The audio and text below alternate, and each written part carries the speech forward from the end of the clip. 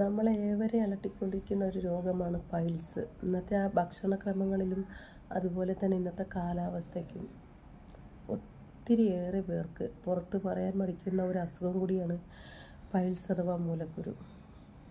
ഒത്തിരി പേര് ആ അസുഖം കാരണം വളരെയധികം ബുദ്ധിമുട്ടുന്നുണ്ട്. ചിലർക്ക് മാംസങ്ങൾ പുറത്തേക്ക് തള്ളി നിൽക്കുന്നതാകാം, ചിലർക്ക് രക്തക്കുഴലുകൾ പൊട്ടി ബ്ലീഡിംഗ് ആവുന്ന തരത്തിലാകാം.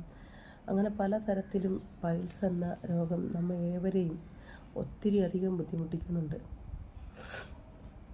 അത് എങ്ങനെ നമുക്ക് തടയാം, അല്ലെങ്കിൽ അതിന് വേണ്ട ഉപാധികൾ എന്തൊക്കെയാണ്, തടയാനുള്ള ഉപാധികൾ എന്തൊക്കെയാണ്, ഒന്ന് ക്ഷമ കാണിക്കുകയാണെങ്കിൽ എനിക്ക് അറിയുന്ന തരത്തിൽ ഞാനൊന്ന് വിശദീകരിക്കാം. അപ്പോൾ നിങ്ങൾ ചോദിക്കും, നിങ്ങൾ MBBS പഠിച്ചതാണോ, നിങ്ങൾക്ക് ഡോക്ടർ ആയിക്കൂടെ എന്ന്? അങ്ങനെയൊന്നുമില്ല. ഞാൻ അറിഞ്ഞ അറിവുകൾ നിങ്ങളിലേക്ക് ഷെയർ ചെയ്യുന്നു. ഉപകാരപ്പെടുമെന്നുണ്ടെങ്കിൽ ഉപയോഗിക്കുക, ഇല്ലയെന്നുണ്ടെങ്കിൽ അത് ഷെയർ ചെയ്യുക, അത്രമാത്രം. പ്രിയപ്പെട്ട സുഹൃത്തെ, ക്ഷമ കാണിക്കുമെങ്കിൽ ആദ്യം നമുക്ക് വളരെ ചെറുതായിട്ട് പൈൽസ് എന്താണെന്ന് നോക്കാം. എങ്ങനെയാണ് ഈ പൈൽസ് ഉണ്ടാകുന്നത്? പൈൽസ് അഥവാ മൂലക്കുരു മലദ്വാരത്തിന് ചുറ്റുമുള്ള ഞരമ്പുകളിൽ വീക്കം അല്ലെങ്കിൽ വീർപ്പ് ഉണ്ടാകുന്ന അവസ്ഥയാണ്. അത് ചുവന്ന തൊടുത്ത് മലദ്വാരത്തിൻ്റെ സൈഡിൽ വീർത്ത് നിൽക്കും. അപ്പോൾ നമുക്ക് മലബന്ധം അനുഭവപ്പെടും. അപ്പോൾ മസ്തിഷ്കം വളരെ ശക്തമായി തള്ളാൻ വേണ്ടി നമ്മളോട് പറയും. നമ്മൾ തള്ളാൻ ശ്രമിക്കും, അത് പൊട്ടും, വലിയ വേദനയായിരിക്കും, ചിലപ്പോൾ ബ്ലീഡിംഗ് ഉണ്ടാകും.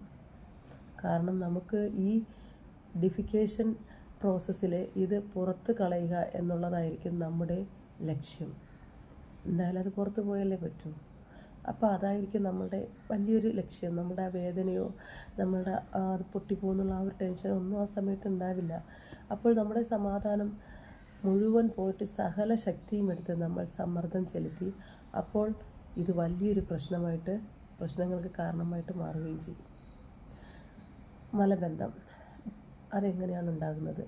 ദഹന പ്രക്രിയയിലും പ്രശ്നങ്ങൾ മൂലം മലം കട്ടിയാവുകയും മലമൂത്ര വിസർജനത്തിന് ബുദ്ധിമുട്ട് അനുഭവപ്പെടുകയും ചെയ്യുന്നത് പൈൽസിന് കാരണമാകുന്നു. നീണ്ട നേരം ഇരിക്കുക, ജോലി, യാത്ര തുടങ്ങിയവയാൽ ദീർഘനേരം ഇരിക്കേണ്ടി വരുന്നത് രക്തചംക്രമണത്തെ ബാധിക്കുകയും പൈൽസിന് കാരണമാവുകയും ചെയ്യും. നാരുകൾ കുറഞ്ഞ ഭക്ഷണം, അതുപോലെ തന്നെ ഫൈബർ കുറവുള്ള ഭക്ഷണം കഴിക്കുന്നത് മലബന്ധത്തിന് ഇടയാക്കുന്നു. ഗർഭകാലം, ഗർഭിണികളിൽ ഗർഭാശയത്തിൻ്റെ വലിപ്പം കൂടുന്നതും ഹോർമോൺ മാറ്റങ്ങളും പൈൽസിന് കാരണമാകാം. അതുപോലെ തന്നെ അമിതവണ്ണം, അധിക ഭാരം നിമിത്തം മലദ്വാരത്തിന് ചുറ്റുമുള്ള ഞരമ്പുകളിൽ സമ്മർദ്ദം ചെലുത്താം. ഇതാണ് വ്യാപകമായി കണ്ടുവരുന്ന കാരണങ്ങളിൽ ഏറ്റവും വലിയൊരു കാര്യം. ജനിതക ഘടകങ്ങൾ, ചിലർക്ക് കുടുംബത്തിൽ പൈൽസിൻ്റെ ചരിത്രം ഉണ്ടെങ്കിൽ സാധ്യത കൂടുതലാണ്. പൈൽസ് ഉള്ളപ്പോൾ നമ്മൾ കഴിക്കേണ്ടത് മലബന്ധം വരാതെ, അതായത് കോൺസ്റ്റിപ്പേഷൻ വരാതിരിക്കാനുള്ള തരത്തിലുള്ള സോഫ്റ്റ് ആയിട്ടുള്ള പെട്ടെന്ന് ഉരുണ്ട് തെന്നി മുന്നോട്ട് കുതിക്കുന്ന ഭക്ഷണങ്ങൾ ആയിരിക്കണം. ഉദാഹരണമായി പറയാം, ഫൈബർ അടങ്ങിയ ഭക്ഷണങ്ങളും ദ്രാവകങ്ങൾ ധാരാളം കഴിക്കുന്നതും പ്രധാനമാണ്. ഫൈബർ അടങ്ങിയിട്ടുള്ള ഫുഡ്സുകൾ എന്ന് പറഞ്ഞാൽ, അല്ലെങ്കിൽ പഴവർഗ്ഗങ്ങളെന്ന് പറയുന്നത് ഏതൊക്കെയെന്ന് നോക്കാം. ആപ്പിള്, പയറ്, അതുപോലെ ഓറഞ്ച്, പപ്പായ, മാതള നാരങ്ങ, വാഴപ്പഴം, പച്ചക്കറികൾ, ക്യാരറ്റ്, ബ്രോക്കോളി, കോളിഫ്ലവർ, ഇലക്കറികൾ, ചീര, മുരിങ്ങയില എന്നിങ്ങനെയുള്ള ഇലക്കറികൾ, ധാന്യങ്ങൾ, ഓട്സ്, ബ്രൗൺ റൈസ്, ഗോതമ്പ്, റാഗി, പയർവർഗ്ഗങ്ങൾ, ചെറുപയർ, വൻപയർ, കടല, ബീൻസ്, ദ്രാവകങ്ങൾ, വെള്ളം, ദിവസവും 2 അല്ലെങ്കിൽ 3 ലിറ്റർ വെള്ളം കുടിക്കുക. ഇതുമൂലം മൃദുവാക്കി മലബന്ധം തടയും. നാളികേര വെള്ളം, ബട്ടർ മിൽക്ക് ദഹനം മെച്ചപ്പെടുത്തും. പഴച്ചാറുകൾ, പഴങ്ങളിൽ നിന്നുള്ള ഫ്രഷ് ജ്യൂസ്, അതും പഞ്ചസാര ചേർക്കാതെ. പ്രോബയോട്ടിക്, അതുപോലെ തൈര്, മോര് ദഹന വ്യവസ്ഥയെ ആരോഗ്യപരമാക്കാൻ സഹായകമാണ്. ആൻറ്റി ഇൻഫ്ലമേറ്ററി ഭക്ഷണങ്ങൾ, ഇഞ്ചി, മഞ്ഞൾ ഇവ വീക്കം കുറയ്ക്കാൻ സഹായിക്കും. നട്ട്സ്, വിത്തുകൾ, ബദാം, ചിയ വിത്തുകൾ, ഫ്ലാക്സ് സീഡ്, അതുപോലെ പൈൽസ് ഉള്ളപ്പോൾ ഒഴിവാക്കേണ്ട ഭക്ഷണങ്ങൾ, മസാലകൾ ഇതൊക്കെയുള്ളതാണ്. എണ്ണമയങ്ങൾ ഉള്ള ഭക്ഷണങ്ങളെന്ന് വെച്ചാൽ കാരം, എരിവ്, അതുപോലെ ഫ്രൈ ചെയ്ത മീൻ, ഇറച്ചി എന്നിവ മലബന്ധം ഭയങ്കരമായിട്ട് വഷളാക്കും. പ്രോസസ്ഡ് ഫുഡ്, ബേക്കറി ഉൽപ്പന്നങ്ങൾ, ഫാസ്റ്റ് ഫുഡ്, അമിത മദ്യപാനം, അതുപോലെ തന്നെ കാഫിനേറ്റഡ് പാനീയങ്ങൾ, നമ്മുടെ കൊക്കക്കോള, മറ്റേത് സ്പ്രൈറ്റ്, 7up ഇങ്ങനെയുള്ള ശരീരത്തിൽ വെള്ളം നിലനിർത്തി വീക്കം വർദ്ധിപ്പിക്കും.